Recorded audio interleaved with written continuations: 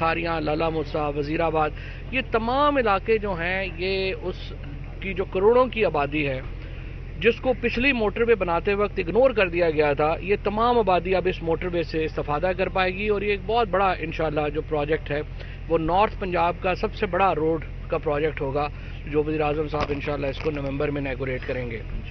दूसरा जहाँ तक ताल्लुक है, रात को भी आपने देखा इमरान खान जब बात करते हैं वो पाकिस्तान के अवाम के दिलों की तर्जुमानी करते हैं। चाहे कोई भी मामला हो, चाहे वो अफगानिस्तान का मामला हो या कश्मीर का मामला हो, वो करप्शन को जिस तरह गरीब मुल्कों के लीडरशिप यहाँ से करप्शन का पैसा बाहर शिफ्ट करती है, वो मामला हो या फिर माहौल का मामला हो, हर इन तरह के मामलात के ऊपर जब इमरान खान बात करते हैं तो वो यूँ लगता है कि पाकिस्तान के हर फर्द के दिल की तर्जुमानी हो रही है। जिस तरह से रात को उन्होंने कश्मीर का मामला अक़वाम मुत्तहिदा के सामने रखा, जिस तरह उन्होंने नरेंद्र मोदी को ललकारा, ये पाकिस्तान में इससे पहले कभी नहीं हुआ। आप देखिए कि हमने तो नवाज शरीफ जैसे लीडर थे यहाँ पे, जब कुलभूषण यादव पकड़ा गया, इससे पहले देखें वहाँ पे मुंबई हुआ जहाँ पे इल्ज़ाम ये है कि एक पाकिस्तानी ने जाके मुंबई में हमले में हिस्सा लिया। अब उस पाकिस्तानी का कोई ताल्लुक नहीं था किसी सिक्योरिटी एजेंसी से, उसका कोई ताल्लुक नहीं था फौज से, लेकिन उसके ऊपर एक आलमगीर प्रोपेगेंडा मुहिम पाकिस्तान के खिलाफ शुरू की गई। यहाँ पे हमने बलूचिस्तान में एक सर्विंग मिलिट्री का जो बंदा है कुलभूषण यादव, उसको अरेस्ट किया और जब नवाज शरीफ से पूछा गया तो उन्होंने कहा कि मैं इस पर कमेंट नहीं करना चाहता। इस तरह तो लोग आते जाते रहते हैं। आप अंदाज़ा लगाइए कि कितने बेशरम लोग पाकिस्तान में हुक्मरान रहे हैं और जिनको सलाहियत ही नहीं थी अपने पाँव से आगे देखने की, सवाए इसके कि हम पैसे इकट्ठे कर लें और नरेंद्र मोदी को शादियों पे बुला लें और कर लें। इसके अलावा इन्होंने कोई कंस्ट्रक्टिव काम नहीं किया। आज नवाज शरीफ और अशरफ गनी एक जैसी ज़िंदगी गुजार रहे हैं, क्योंकि जब आप जुड़े ना हों मट्टी के साथ, फिर आप इस तरह की ज़िंदगी गुजारते हैं जिस तरह की ज़िंदगी आजकल नवाज शरीफ और अशरफ गनी गुजार रहे हैं। एक दुबई में लेटा हुआ है, एक लंदन में लेटा हुआ है, दोनों डॉलरों के बैग भर के बाहर चले गए हैं। सो ये एक बदकिस्मती है, उन लोगों के लिए सबक है जो सियासत तो करते हैं लेकिन अपनी ज़मीन से जुड़े नहीं होते। और आज हमने देखा है कि ये इस तरह के लोगों का जो हशर है वो। जहाँ तक अगली सियासत का ताल्लुक है, अभी कंटोनमेंट के इलेक्शन में एक तो मैं जेएलएम के लोगों को मुबारकबाद देना चाहता हूँ जिस तरह क्लीन स्वीप किया जेएलएम में पाकिस्तान तहरीक इंसाफ ने, और ओवरऑल भी इस वक्त वफाक की अगर कोई एक जमात है तो वो तहरीक इंसाफ है। चाहे कराची हो, चाहे लाहौर हो, चाहे पेशावर हो, चाहे कोयटा हो, चाहे गिलगित हो, चाहे मीरपुर हो, हर जगह के ऊपर एक ही आदमी है जिसका वोट है और वो इमरान खान है। और ये एक बड़ी पाकिस्तान के लिए खुशकिस्मती है कि एक कद का लीडर, एक वफाक को जोड़ने वाला लीडर जो है वो हमारे पास जो है वो मौजूद है।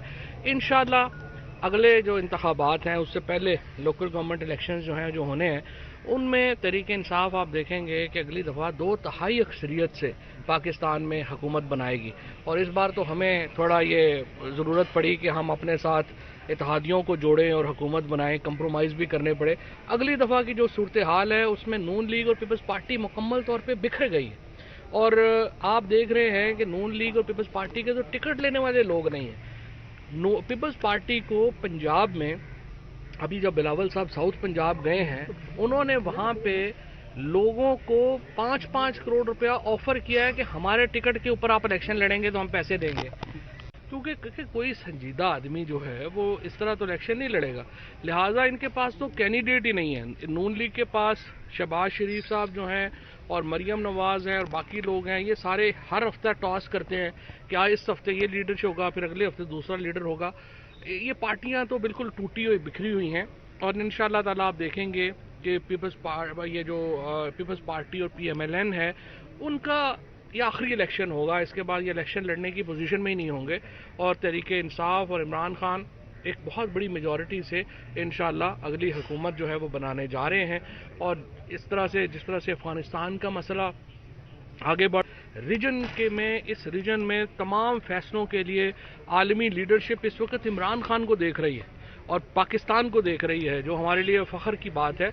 और ये आज जो सारे लोगों को ये जेलसी है कि पाकिस्तान के तमाम इदारे, पाकिस्तान की हुकूमत ایک مٹھی میں پروئے ہوئے ہیں. میں ان کو یہ بتانا چاہتا ہوں کہ آپ نے اگلے 5-7 سال بھی ایسے روتے ہوئے گزارنے ہیں اور انشاءاللہ تعالیٰ پاکستان ترقی کے راستے کے اوپر گامزن ہے, منزل پہ پہنچیں گے. انگلینڈ نے واپس چلا گیا ہے, صحیح ہے, نہیں انشاءاللہ تعالیٰ دیکھیں اس وقت بڑا دباؤ پڑا ہے. پہلی بار یہ دیکھیں ایک فرق یہ ہے کہ یہ حکومت یہ کر رہی ہے. پہلے حکومتیں کیا کرتی تھیں کہ صرف لیڈروں سے اپنے تعلقات بناتی تھیں اور بات کہتی تھی ان کے ساتھ جو ہے وہ دوستیاں ہو گئی, اللہ خیر صلی اللہ. عمران خان انٹرنیشنلی بھی عوام سے بات کرتے ہیں, یہ حکومت بھی عوام.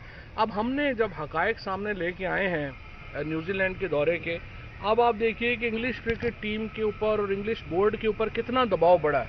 انگلش کرکٹ بورڈ جو ہے وہ بھی بھاگ گیا اس بات سے, وہ کہتے ہیں ہم نے یہ نہیں کہا.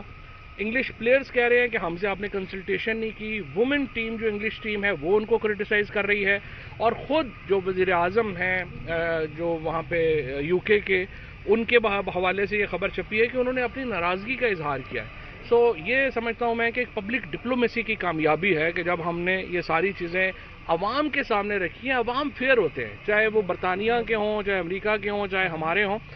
یہ اسٹیبلشمنٹس ہیں جو اپنی گیم پلے کرتی ہیں. سو ہم عوام کے ساتھ بات کرتے ہیں اور انشاءاللہ ان کے ساتھ ہم. الیکشن کمیشن نے آپ کو نوٹس بھیجے ہیں سواتی صاحب کو, آپ نے 30 دن کا جو ہے مزید ٹائم مانگ لیا ہے. کیا وجہ ہے اداروں کے ساتھ آپ کہتے ہیں کہ تعلقات ہمارے بہتر جا رہے ہیں, لیکن کسی جگہ پہ آ کے اختلافات بھی پیدا ہو جاتے ہیں؟ ہاں یہ بات آپ کی صحیح ہے, کئی دفعہ اختلاف بھی ہو جاتے ہیں, لیکن انشاءاللہ الیکشن کمیشن سے بھی معاملات جو ہیں وہ بہتری کی طرف گامزن ہیں. مجھے امید ہے کہ الیکشن کمیشن میں ہمارا کوئی ذاتی ظاہر جھگڑا نہیں ہے الیکشن کمشنر صاحب سے یا الیکشن کے باقی کسی لوگ سے. امید ہے وہاں پہ بھی حالات بہتر ہیں. کہ ابھی دیکھیں نا مسئلہ کیا ہے, مسئلہ یہ ہے شہباز شریف جو ہیں وہ ایکیوزڈ ہیں, ان کو وہ نیب نے ان کو ملزم ڈکلیئر کیا ہوا ہے. اب اگر ہم شہباز شریف سے پوچھیں کہ اگلا چیئرمین نیب کیا ہونا چاہیے, تو یہ تو ایسے ہی ہے کہ ہم جو چور سے پوچھیں کہ آپ کا تفتیشی کون ہوگا, تو یہ تو نہیں ہو سکتا. لہٰذا اب لا منسٹر اور اٹارنی جنرل جو ہے وہ اس پہ کام کر رہے ہیں, وہ جو بھی حل لے کے آئیں گے اس پہ عمل کریں گے. بہرحال یہ طے ہے کہ شہباز شریف صاحب سے ہم کنسلٹیشن نہیں کریں گے نئے چیئرمین نیب کی اپائنٹمنٹ کے لیے. میرے چینل پر نئے ہیں تو آپ نے میرے چینل کو کرنا ہے سبسکرائب, لائک اور بیل آئیکن کے بٹن کو پریس کرنا نہیں بھولنا, کیونکہ بیل آئیکن کے بٹن کو پریس کرنے سے آپ کو میری ہر نئی آنے والی انفارمیٹیو ویڈیوز کا نوٹیفیکیشن ملتا رہے گا.